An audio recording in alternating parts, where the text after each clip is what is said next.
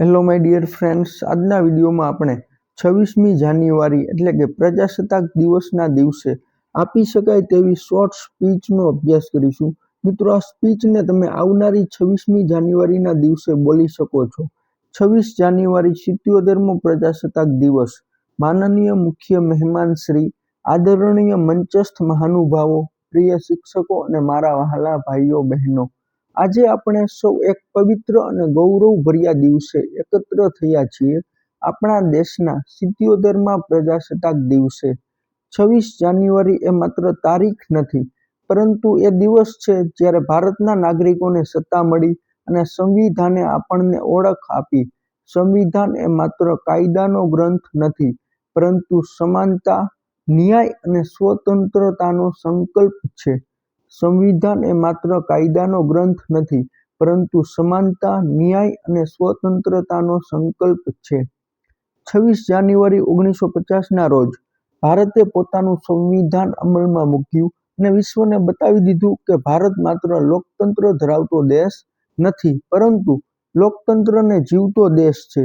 અહીં રાજા કોઈ એક નથી, અહીં રાજા છે જનતા. અહીં રાજા કોઈ એક નથી, અહીં રાજા છે જનતા. મિત્રો, આજે ભારત અનેક ક્ષેત્રોમાં વિશ્વનું નેતૃત્વ કરી રહ્યું છે. ચંદ્રયાન અને મંગળયાનથી અવકાશમાં તિરંગો લહેરાવ્યો, ડિજિટલ ઇન્ડિયા દ્વારા ગામડે ગામડે ટેકનોલોજી, મેક ઇન ઇન્ડિયા દ્વારા આત્મનિર્ભર ભારત, વિશ્વની સૌથી મોટી લોકશાહી તરીકે વૈશ્વિક માન્યતા. જે દેશ કદી પરતંત્ર હતો, એ દેશ આજે વિશ્વને દિશા બતાવે છે. જે દેશ કદી પરતંત્ર હતો, એ દેશ આજે વિશ્વને દિશા બતાવે છે.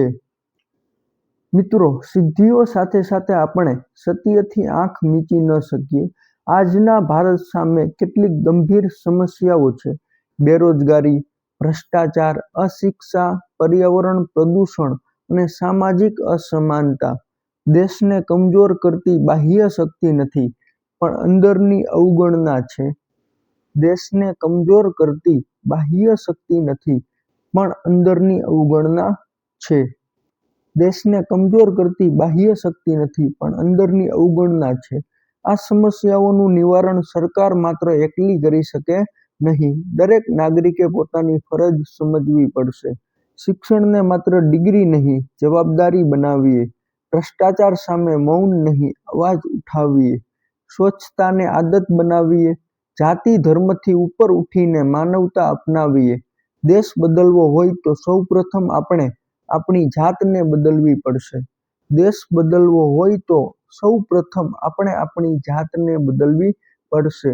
મારા વહાલા યુવાનો, તમે ભારતનું વર્તમાન નહીં, ભવિષ્ય છો. મોબાઈલમાં સમય ન વેડફો, માત્ર સપના ન જુઓ, તેને સાકાર કરો. યુવાન જો જાગે તો ઇતિહાસ બદલાય. દેશને આગળ વધારવા માટે તમારું જ્ઞાન, તમારો સમય અને તમારી ઈમાનદારી દેશને અર્પણ કરો.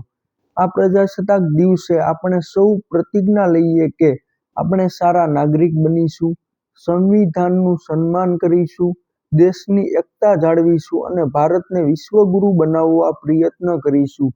તિરંગો માત્ર ધ્વજ નથી, એ આપણા ત્યાગ, તપસ્યા અને સંઘર્ષની ઓળખ છે. આપ સૌનો ખૂબ ખૂબ આભાર.